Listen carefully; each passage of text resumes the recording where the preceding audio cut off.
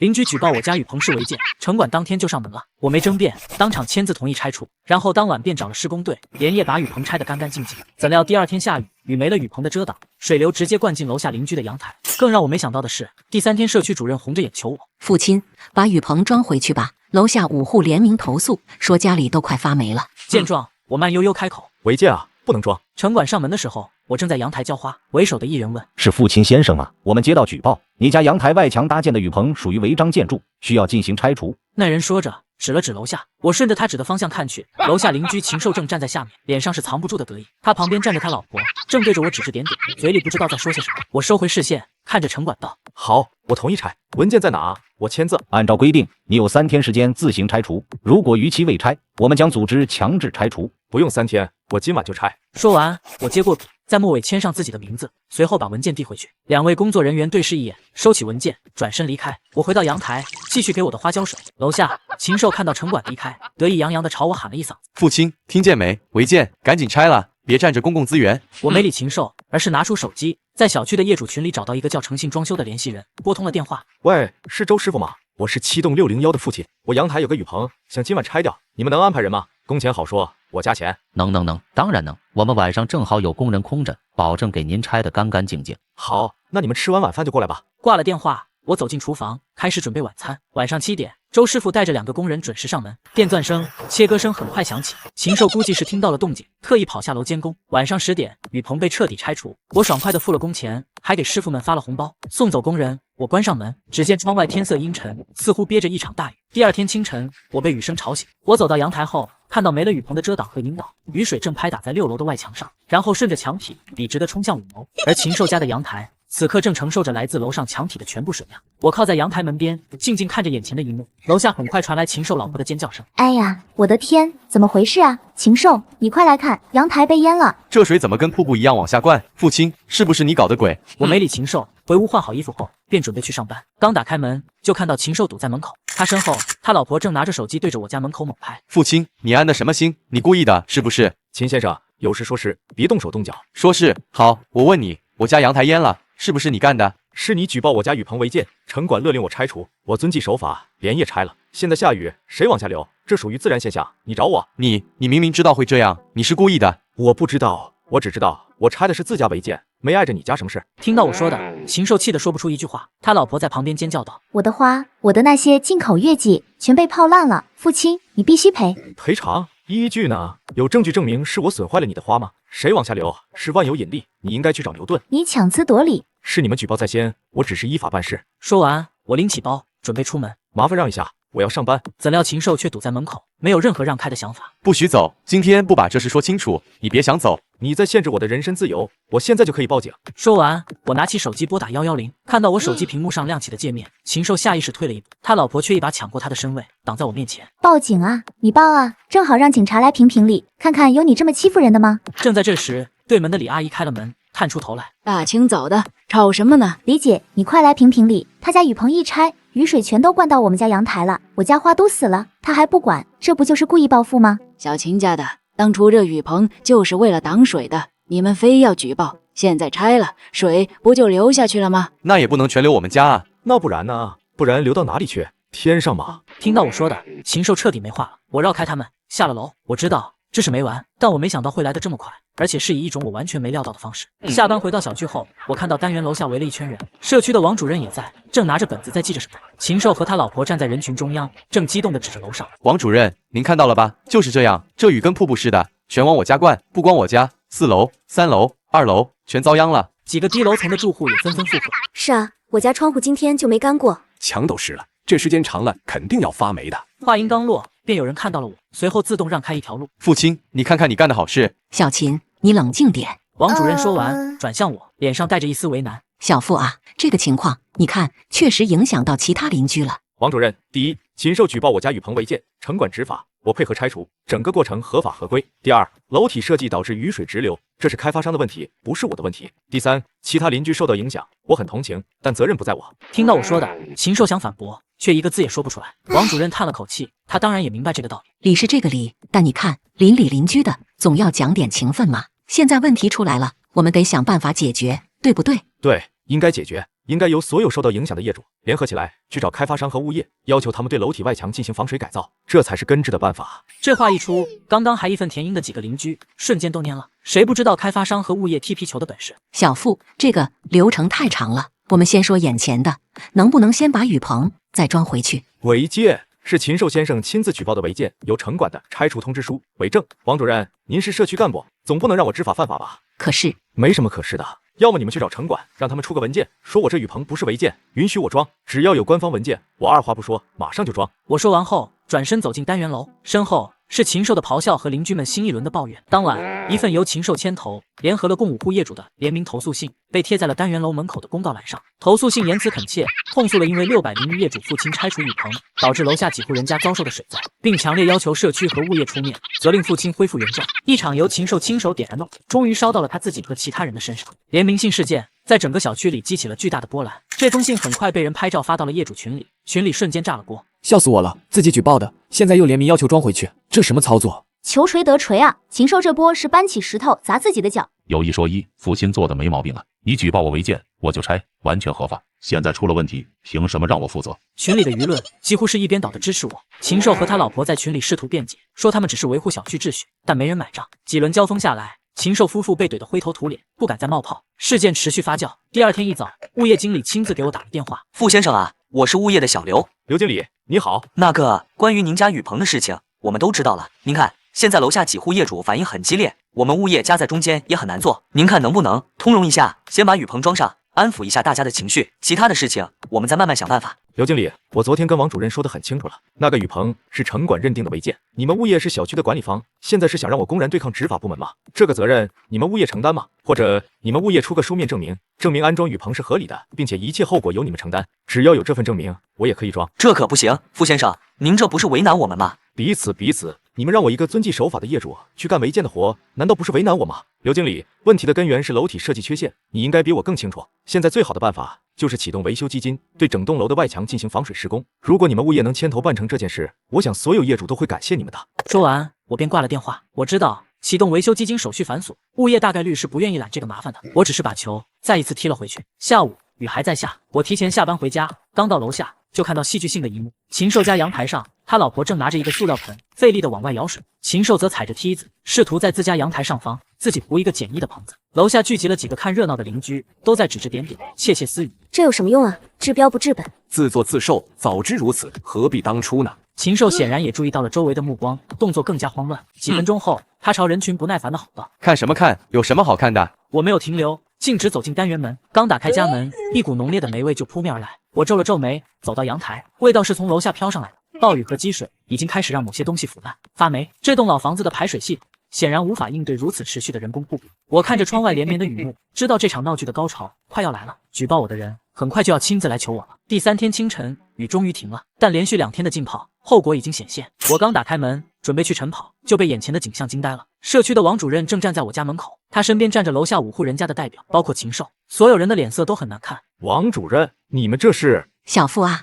求求你了，出大事了！5楼就是小秦家，阳台天花板大面积发霉，墙皮都掉了，他家那些木地板全泡水变形了。4楼和3楼阳台也开始渗水，墙上全是水印。2楼更严重，水顺着墙缝流到卧室里去了。人家刚买的新床垫全毁了。他们昨晚在社区闹了一晚上，不解决就不走，我这一宿都没合眼啊。哦，这么严重啊？是啊，所以小付，算我求你了，行不行？你先把雨棚装回去吧，先把这水挡住，别再往下流了。王主任，违建啊，不能装。可是现在是特殊情况啊。再特殊也不能违法乱纪。您是社区干部，应该最懂法。一句话，王主任彻底被我毒死了。这时，一直沉默的禽兽终于动了，他往前挪了2步，站到我面前。傅哥，我错了，这事儿是我不对，是我自私，是我混蛋，我不该去举报你，我给你道歉，对不起。说着，禽兽竟然对着我深深的鞠了一躬，他老婆也跟着小声说了一句对不起。这一幕让周围所有人都安静了下来。傅哥，您大人有大量，别跟我一般见识了。您看我的损失也够惨了，那些花花草草全没了，地板也废了，您就高抬贵手，把雨棚装回去吧。多少钱我来出，我给你双倍的钱。秦先生，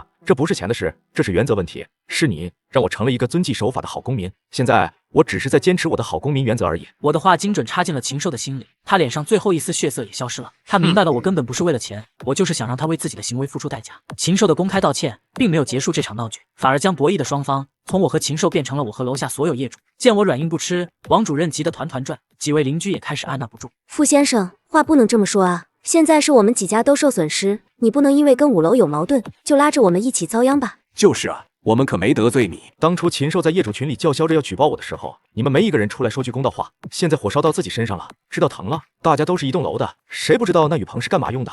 你们心里跟明镜似的，但都抱着事不关己、高高挂起的心态看热闹。现在热闹看到自己家了，好看吗？我的话毫不客气，说的几个人脸上都挂不住了。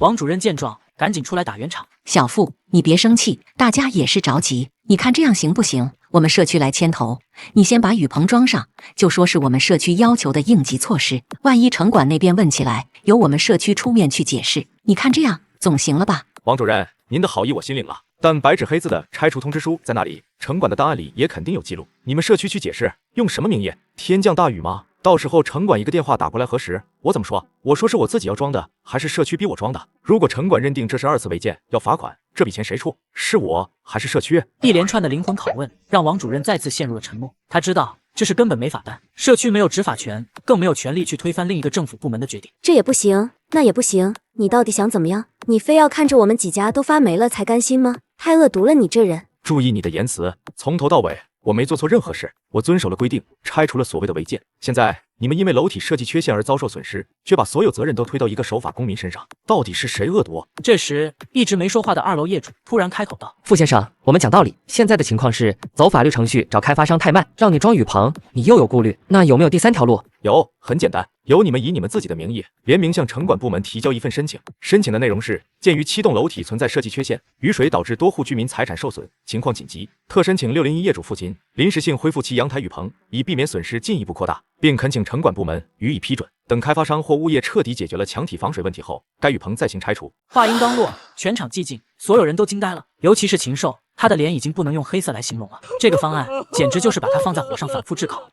这能行吗？行不行？试了才知道，这是唯一的办法。你们商量吧。我低估了这群人的效率。当天上午，王主任就带着一份情况说明和临时恢复申请，再次敲响了我家的门。申请书上详细描述了具体损失情况，还附上了各家阳台惨状的照片，末尾是5位户主的亲笔签名和手指印。小付，你看这样行吗？可以，但这份申请应该由你们，特别是禽兽先生亲自交到城管部门去。我们去。当然，解铃还须系铃人，谁举报的，谁去申请，这样才能显示出你们的诚意，城管部门也更容易理解事情的来龙去脉。不去也行，那这份申请就毫无意义。好，我们去。下午，我接到了一个陌生电话，是父亲先生吗？我们是城管执法队的。是的，你好。关于你所在小区7栋业主联名申请恢复您家雨棚的事情，我们收到了材料，想跟您核实几个情况。第一，您当初拆除雨棚是完全自愿并配合的，对吗？是的，完全配合。第二，现在楼下业主反映的情况是否属实？是否存在雨水倒灌导致财产损失的问题？属实。具体情况，社区王主任和楼下业主比我更清楚。第三，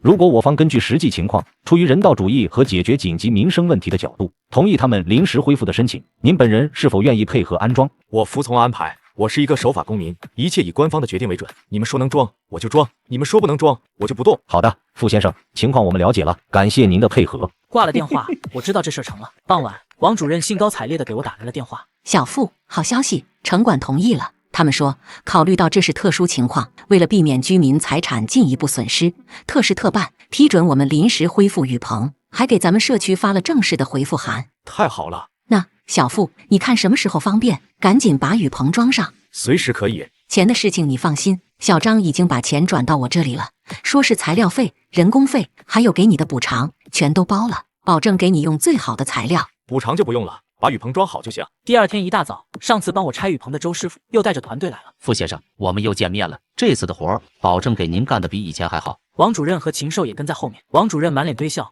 而禽兽则低着头，手里提着一袋水果，局促不安地站在门口。傅哥，一点心意，之前多有得罪。水果不用了，你能吸取教训就好。说完，我的目光转向周师傅。周师傅，麻烦你们了，材料一定要用最好的，施工一定要规范。放心吧您，社区和秦先生特意交代了，这次按最高标准来，保证滴水不漏，而且绝对静音。中午，雨棚的骨架就搭好了。周师傅特意跑上来跟我说：“傅先生，我们这次特意在支架和墙体的接触点都加了减震胶垫，以后下雨，保证您在屋里一点声音都听不见。”有心了，周师傅。下午4点，全新的雨棚安装完毕，比之前那个更宽大、更厚实，线条也更流畅。周师傅带着工人把所有建筑垃圾都清理得干干净净。王主任和禽兽一起上来验收时，不禁赞叹道：“漂亮，太漂亮了！”傅哥，您看还满意吗？挺好的。那之前造成的损失，那是你和开发商之间的事，与我无关。是，您说的对。雨棚装回去的第3天，物业的刘经理又给我打来了电话：“傅先生，您在家吗？关于楼体维修的事情，我们这边有了新进展。”哦，说来听听。您上次的提议非常对，问题的根源确实在楼体设计上。经过我们和社区的联合商讨，并征求了大部分业主的意见，我们决定正式启动大修基金，对7号楼的整个外墙进行全面的防水和排水系统改造。这么快就决定了？主要是这次您这个事儿影响太大了，现在不光是你们7栋，其他几栋楼的业主也开始担心了，纷纷要求我们排查隐患，我们压力也很大啊。与其等到问题一个个爆出来，不如主动一次性解决。那需要我做什么？是这样的，按照流程，启动大修基金需要2/3以上的业主签字同意，我们明天会在楼下组织现场签字，希望您到时候能下来支持一下。没问题。第2天，我下楼签字的时候，看到公告栏前围满了，不光是我们7栋的，还有其他楼的业主也闻讯赶来。物业和社区的工作人员在现场发放表格，讲解方案。我看到了禽兽和他老婆，他们是第一个冲上去签字的。看到我，禽兽还特意挤出人群跟我打了个招呼，他的态度已经从畏惧变成了一种近乎讨好的恭敬。我在同意书上签下自己的名字，现场的邻居们看到我都纷纷点头示意，眼神里充满了善意和敬佩。1个月后，整栋楼焕然一新，开发商派来的工程队不仅重做了外墙防水，还在每一户的阳台下方都加装了统一的内嵌式的导流槽。这样一来，即使没有雨棚，雨水也能被有效的引导到排水管中，问题被从根源上彻底解决。我的那个临时性雨棚也完成了它的历史使命。在拆除雨棚的那天，王主任和刘经理都来了，这一次是他们主动要求拆的。禽兽也来了，但这次他主动走到我面前，很认真地说：“傅哥，谢谢你，虽然过程很难堪，但你让我也让大家明白了，解决问题要找对方法，谢谢你。”我看着禽兽，最终还是点了点头。也许一个人的改变，真的只需要一次刻骨铭明的教训。雨棚没了，楼也修好了，生活似乎彻底恢复了平静。但那场雨棚战争的余波，却还在影响着楼里的每一个人。最显著的变化是邻里关系，业主群里不再是抱怨和牢骚，而是多了很多关于生活、关于小区建设的讨论。而我俨然成了这栋楼的意见领袖。禽兽一家也变了，他老婆不再在群里炫耀他那些名贵的花草，反而开始分享一些家居清洁小妙招。禽兽本人更是像换了个人，有时候我提着东西回来，他看到后会主动跑过来帮我拎到楼上。我没有拒绝，我明白这是他表达歉意和修复关系的方式。一个周末的下午，我家的门铃响了，打开门是禽兽家的小孩，一个7、8岁的小男孩，他手里捧着一盆多肉，怯生生地看着我：“叔叔，这是我妈妈让我送给您的，她说谢谢您。”我看着那盆多肉，沉默了几秒，接了过来：“好，谢谢你，也替我谢谢你妈妈。”我关上门，把那盆多肉放在了窗台上，阳光下绿油油的叶片显得生机勃勃。1年后，禽兽一家搬走了，听说是工作调动，要去另一个城市发展。搬家那天，禽兽特意上来跟我告别：“傅哥，我们走了，这些年谢谢你的照顾，一路顺风。”禽兽走后，5楼空了一段时间，我享受了几个月的绝对安静。直到有一天，楼下响起了装修的声音，新邻居要入住了。李阿姨第一时间就跑来跟我汇报：“小傅，你知道吗？5楼搬来个大美女，是个律师，听说可厉害了。”自己开律所的。我笑了笑，没太在意，只要别再是个像禽兽当初那样的极品就行。周末，我正在家看书，门铃响了。我打开门，门口站着一个女人，她手里提着一个果篮。你好，我是刚搬到楼下的新邻居，我叫苏荷，以后请多关照。你好，父亲。我听社区的王主任和李阿姨说了很多关于你的事，主要是那件著名的雨棚事件。都是过去的事了。不，我觉得那不是一件小事，那件事充分体现了您在规则框架内解决问题的智慧和勇气。说实话，作为一个法律人，我非常欣赏。过奖了。我今天来除了拜访一下，还有个不情之请。我注意到我们这栋楼虽然外墙修缮过，但阳台的窗户还是10几年前的老款式，密闭性和隔音性都很差。我打算把自家窗户换成3层中空隔音玻璃。我想，如果能组织整栋楼的业主一起团购，价格上肯定能优惠不少。我打听了一下，这件事由您来牵头，肯定事半功倍。好，我可以试试。太好了，所有的技术问题、合同问题都交给我，我来负责跟厂家谈，保证万无一失。您只需要帮忙号召一下大家就行。合作愉快。合作愉快，傅先生。阳光从窗外照进来，洒在我们身上。我忽然觉得生活就像开盲盒，你永远不知道下一个邻居会给你带来什么，可能是麻烦，也可能是惊喜。而这一次似乎是个不错的惊喜。在我和苏荷的联手推动下，团购隔音窗的计划进行得异常顺利。苏荷准备的材料详细周全，我们可以进行充分对比，而他出色的谈判技巧也为我们争取到了一个难以置信的团购价格。而我只需要在业主群里把这些信息一发，登高一呼，短短几天，整栋楼的订单就都统计完毕。施工那天，楼上楼下叮叮当当，一片繁忙。我和苏荷作为项目负责人，在楼下监督着施工。换完窗户的那个周末，天气格外好，我泡了一壶花茶，坐在阳台上看书，手机响了，是苏荷发来的信息。窗户效果如何？有没有感觉世界都清静了？非常不错，感谢苏大律师。为了庆祝项目圆满成功，以及感谢我的最佳拍档，不知道我有没有荣幸邀请傅先生共进晚餐？看着屏幕上的文字，我犹豫了几秒。离婚多年，我早已习惯了一个人的生活，清静但也孤单。我走到窗边，看着楼下小区花园里，孩子们在嬉笑打闹，老人们在悠闲的散步。楼下的苏荷似乎心有灵犀，也正站在他家的阳台上，抬头朝我看来。他看到我，举起手机，笑着晃了晃，阳光洒在他身上，他的笑容明亮的有些晃眼。我忽然觉得，也许是时候给清静的生活增加一点别的色彩了。于是我拿起手机，回复了他一个字：好。